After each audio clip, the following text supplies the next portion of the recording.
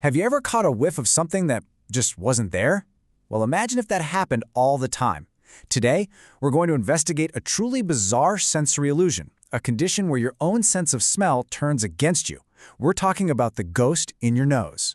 Just let that sink in for a second. You're sitting in a perfectly normal, clean room, but your brain is screaming at you that something is on fire, or that there's a gas leak, or that something nearby is rotting.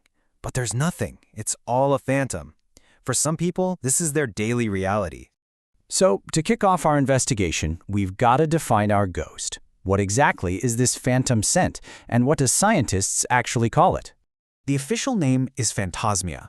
And let's be super clear here, this isn't just imagining you smell something. It's a real, undeniable perception. It is a true hallucination. Your brain is literally creating the scent from nothing. It's a glitch in the very code of your reality. Now, it's really important to draw a line between phantosmia and its sensory cousin, parosmia. They're not the same thing.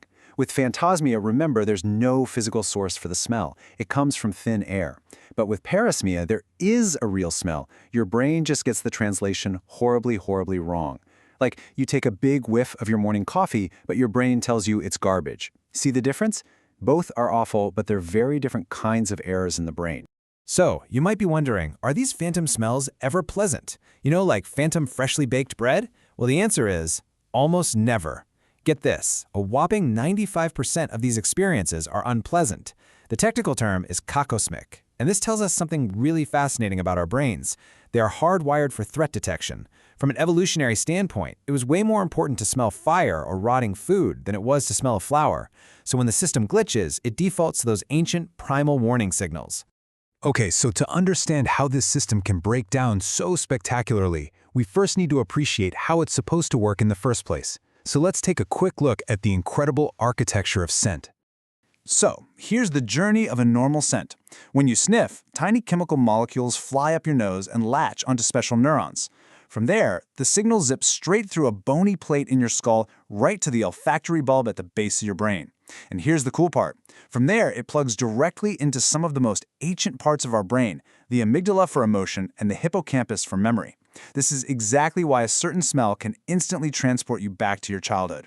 It's a direct, unfiltered highway to our past. All right, now that we know how the machine is supposed to run, we can put on our detective hats. What are the suspects? What could possibly cause this whole process to misfire and create a ghost? The culprits usually fall into one of two main camps. First up, we have what are called peripheral causes. These are problems that start in the nose itself. Think of it like the signal getting corrupted right at the source. Something like a bad sinus infection or polyps can cause so much inflammation that it actually damages the sensory neurons, causing them to fire off random, nonsensical signals. And as so many of us learned after COVID, when those nerves try to heal and rewire themselves, they can get their signals crossed, creating all sorts of phantom smells. But then there's the second category of suspects, and these are, frankly, a lot more serious. These are central causes, where the problem isn't in the nose, but in the brain's processing center. A head injury, for example, could sever those delicate nerves. A brain tumor could be pressing on the olfactory cortex. It can even be a weird part of a migraine aura or, and this is wild, a type of epileptic seizure in the temporal lobe called an uncinate fit, where the very first warning sign is a sudden, awful smell. So what do these phantoms actually smell like? Well, most of the reports fall into a few very distinct and, let's be honest, pretty unsettling categories. The most common one is the burning spectrum. People report smelling smoke, burning rubber, even burning hair. Then you have the chemical group. These are sharp, stinging smells like ammonia, metal, or sulfur. These smells can be so intense they might even feel like a physical irritation in the nose. And finally, we have perhaps the most distressing category of all, the smell of decay. Things like garbage, sewage, or rotting flesh. Just imagine that being your constant companion. It really drives home just how primitive and threat-focused these phantom signals are. And that leads us to the very real, very human cost of this condition. This isn't just some funny quirk. For the people who live with this, it can feel like being trapped in a sensory prison that you can't escape. The toll it takes is immense. I mean, think about it. When everything smells like smoke or garbage, food becomes disgusting. This can lead to serious weight loss and nutrition problems. The constant foul odor is incredibly stressful, so it's no surprise there's a huge link to anxiety and depression.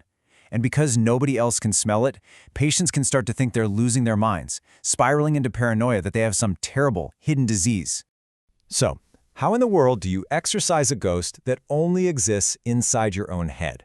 Well, thankfully, doctors have figured out a pretty clear path to diagnose the cause and, with any luck, bring some relief. The approach is usually layered. It often starts simple, with things like saline nasal rinses to try and just reset the neurons. The next step is really cool. It's called olfactory retraining therapy. Patients basically sniff a set of very distinct, strong smells every day, like lemon, rose, and cloves, to help the brain relearn the correct patterns. If that doesn't work, there are medications that can help calm down hyperactive neural signals. And then, only as a total last resort for the most severe cases, there's surgery to sever the olfactory nerve, which means trading that awful phantom smell for a permanent loss of smell altogether. You know, this whole journey into phantosmia brings us to a pretty profound conclusion, one that the source material puts perfectly. We do not smell with our noses, we smell with our minds. Our senses aren't just passive windows looking out at the world. They are active constructions, realities being built moment by moment inside our own heads. And that's the real kicker I want to leave you with. Phantosmia is proof positive that your brain can create a rich, complex, and totally convincing sensation from absolutely nothing. So the real question is this: if your brain can invent a smell, what else is it inventing about the world you experience every single day? Something to chew on.